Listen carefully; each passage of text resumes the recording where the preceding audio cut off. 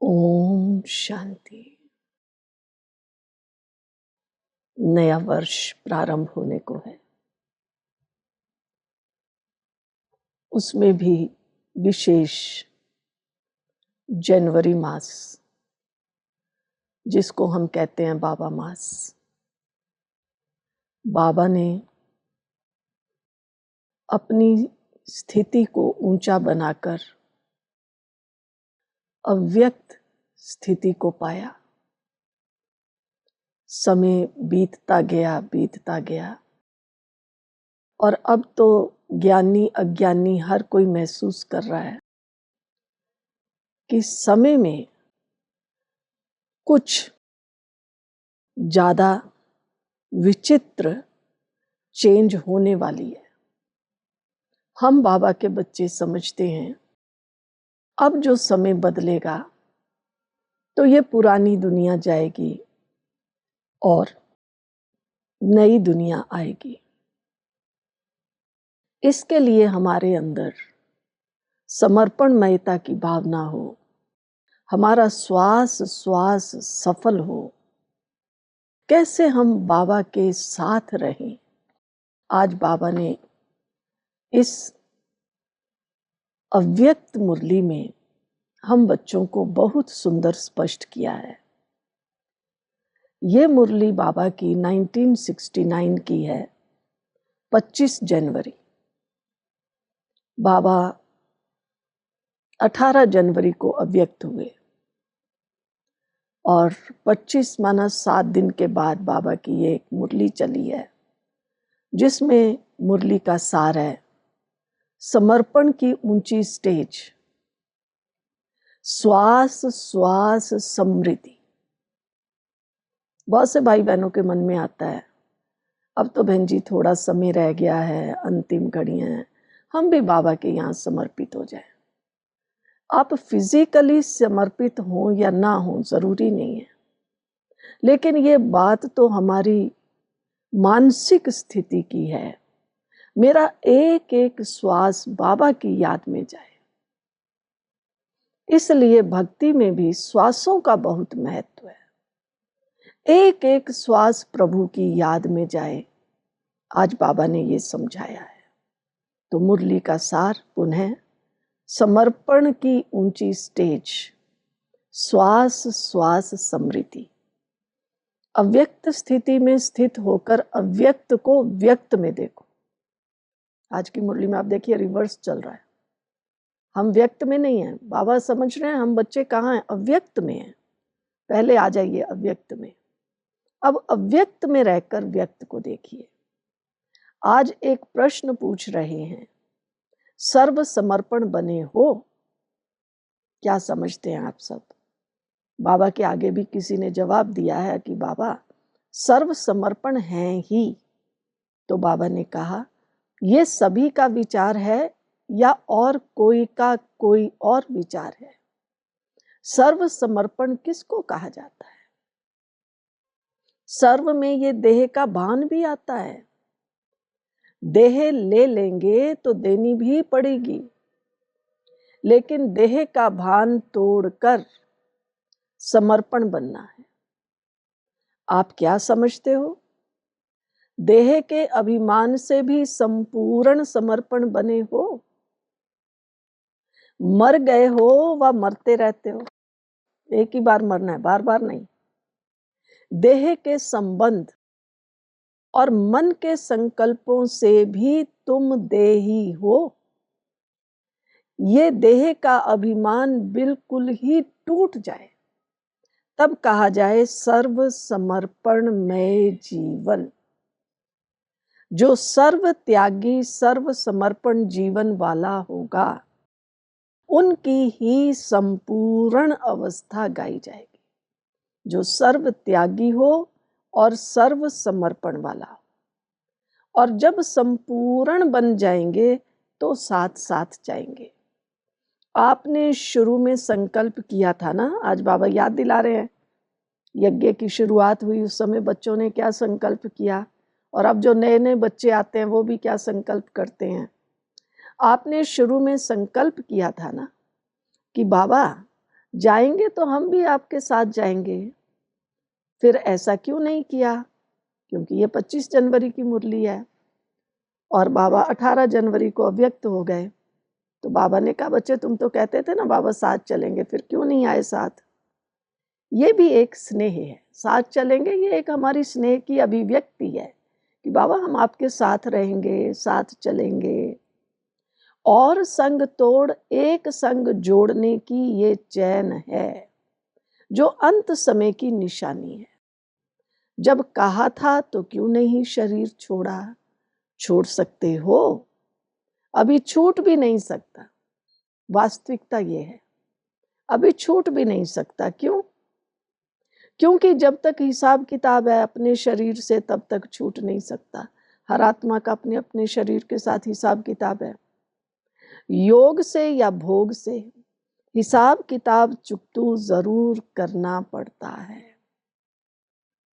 कोई भी कड़ा हिसाब किताब रहा हुआ है तो ये शरीर रहेगा, छूट नहीं सकता है। वैसे तो समर्पण हो ही, लेकिन अब समर्पण की स्टेज ऊंची हो गई। समझा? समर्पण हो ही माना फिजिकली समर्पण की बात नहीं, मैं सेंटर में ही रहती हूँ या मैं तो हर घड़ी बाबा की सेवा में ही लगा हुआ हूँ, लगी हुई हूँ, नहीं। समर्पण उसको कहा जाता है, सुनो आज नई डेफिनेशन, गहरी डेफिनेशन। समर्पण उसको कहा जाता है जो श्वासों श्वास स्मृति में रहे, एक भी श्वास विस्मृति का ना हो। आप देखो ये जो हठ योगी होते हैं, दुनिया में भक्ति वाले भी होते हैं, इनका श्वासों के साथ मंत्र जाप चलते हैं, श्वास के साथ वो हठ योग की क्रियाएं करते हैं। माना वो लोग भी श्वास के लिए बड़े जागरूक हैं। और हम बाबा के बच्चे क्या करते हैं? कहेंगे चलो बाबा की याद में बैठते हैं। बैठे हैं बाबा की याद में, थोड़ी देर कहते हैं बाबा बाबा मैं शुद्ध आत्मा हूँ, तेरा बच्चा। और फिर थोड़ी देर बाद देखो तो पता ही नहीं बच्चा कहाँ गया, शुद्ध आत्मा कहाँ गई। ये नहीं करना है, जागरूक रहना है। श्वास चल रहा है तो मैं आत्मा भी उसके साथ साथ हूँ, मेरा संकल्प भी उसके साथ साथ है।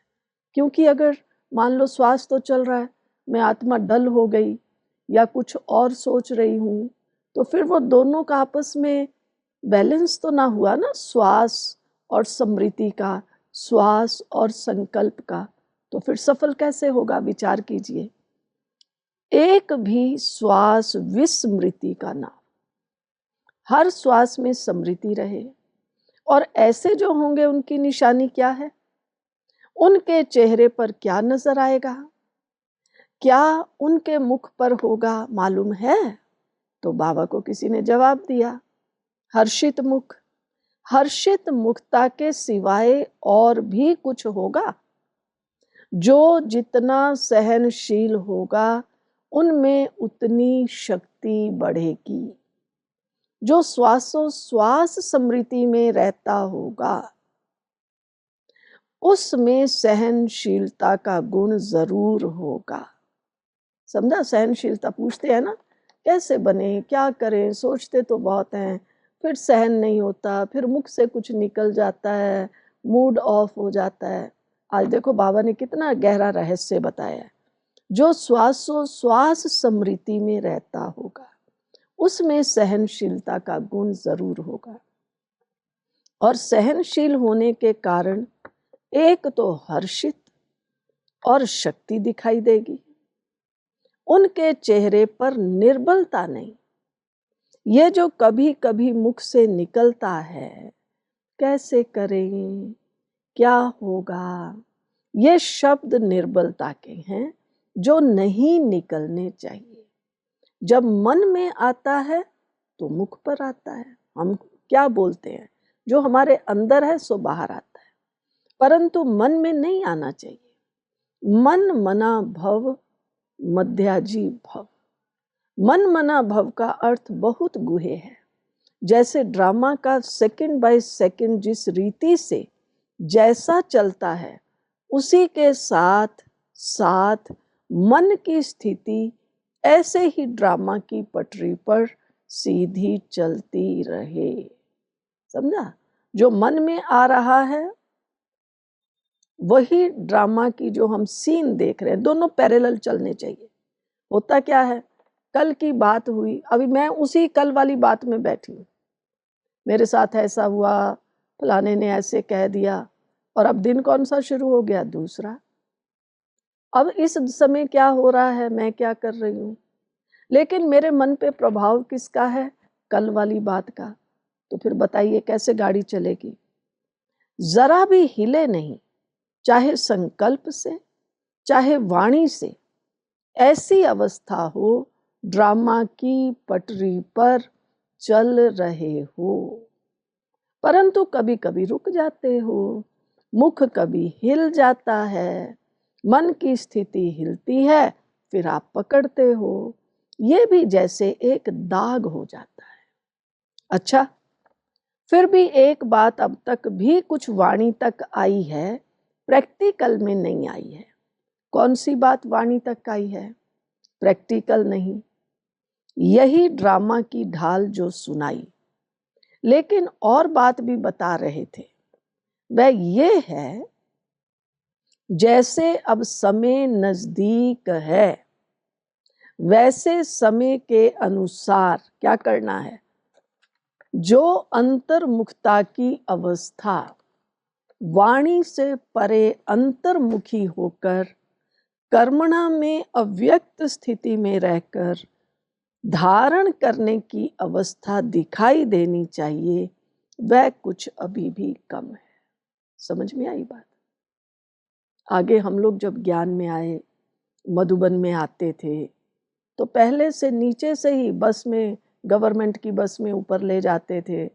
हमारी एक भूरी दादी होती थी, वो पहले से ही बस में ना डायरेक्शन सुनाती थी, दीदी जी लिखवा के भेजते थे। ऊपर में एकदम सूक्ष्म वतन है, सब आएंगे, बहुत धीरे बोलेंगे, सूक्ष्म।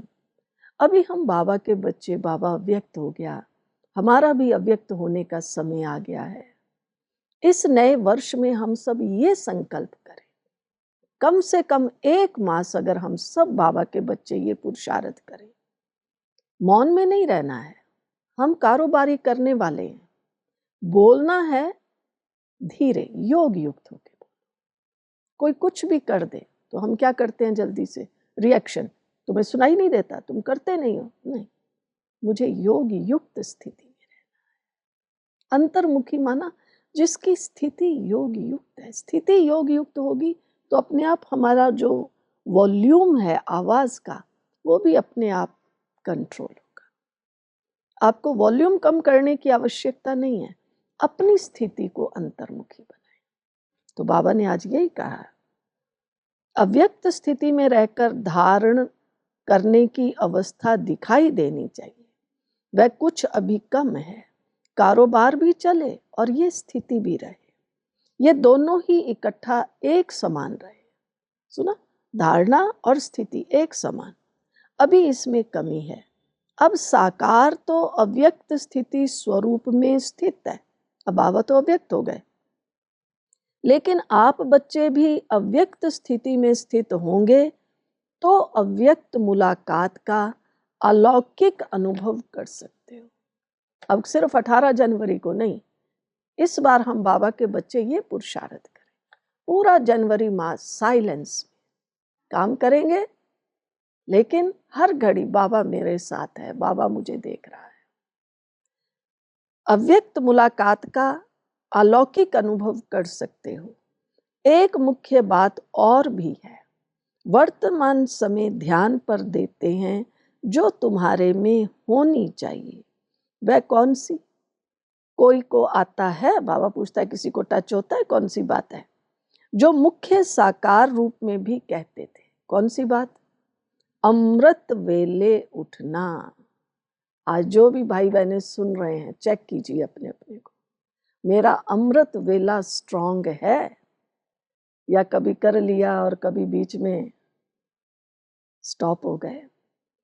आज से पक्का कीजिए, अपने से प्रतिज्ञा कीजिए, बाबा से प्रतिज्ञा कीजिए, क्या भी हो, अभी 24 में मुझे अपना अमृत वेला मिस करना तो बहुत दूर है, पावरफुल सफल करना है।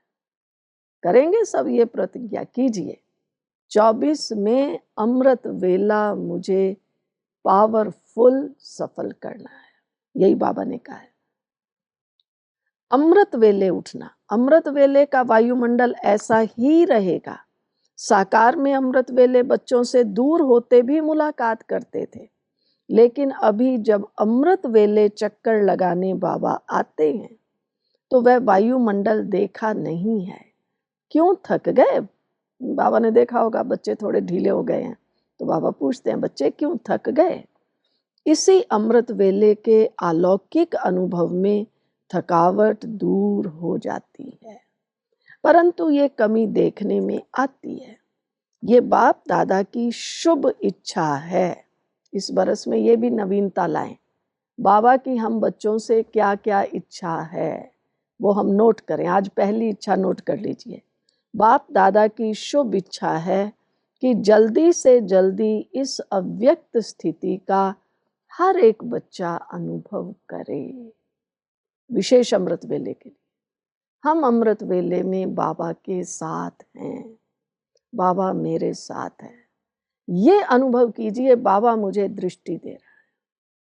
हर भाई बहन अमृत वेले जब बैठे, ऐसे नहीं आंखें बंद करके बैठ गए यूं यूं झूलते रहे, नहीं, लेकिन बाबा मेरे सामने है, बाबा मुझे दृष्टि दे रहा है। अमृत वेले हर भाई बहन ये अनुभव करे। फिर से पढ़ती हूँ। ये बाप दादा की शुभ इच्छा है कि जल्दी से जल्दी इस अव्यक्त स्थिति का हर एक बच्चा अनुभव करे। वैसे तो आप जब साकार से साकार रीति से मिलते थे तो आपकी आकारी स्थिति बन जाती थी। अब जितना जितना अव्यक्त आकारी स्थिति में स्थित होंगे उतना ही अलौकिक अनुभव करेंगे। आगे बाबा साकार में थे, हम जाकर मिलते थे तो बाबा की अपनी इतनी पावरफुल स्थिति होती थी, जो बाबा की दृष्टि पड़ते ही दृष्टि लेने वाला बस एकदम फरिश्ता बन जाता था। अब इस बार बाबा क्या कह रहे हैं? अभी आपको कैसे मिलना है? पहले अव्यक्त आकारी स्थिति में स्थित होना है। बाबा के सामने आओ। मैं अव्यक्त बाबा के सामने स्वयं भी अव्यक्त रूप में स्थित हूं, फिर उतना ही अलौकिक अनुभव करेंगे, तब हमें अलौकिक अनुभव होंगे। तो हर बाबा का बच्चा ये पुरुषार्थ करे, प्रतिदिन अमृत वेला मुझे नया अनुभव करना है। ठीक है, तो समझ में आया कैसे अपनी स्टेज को ऊंचे ते ऊंचा बनाना है।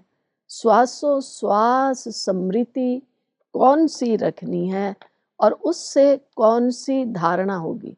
सहनशील हम, देखिए कितनी बड़ी आज बाबा ने हमें चाबी दी है, जो हम कई बार कहते हैं क्या करें, किस किस की सुने, किस किस की सहन करें, मैं ही सहन करूं, मैं ही मरूं। बाबा ने कहा ना सहन करो ना मरो, तो क्या करो, क्या करो?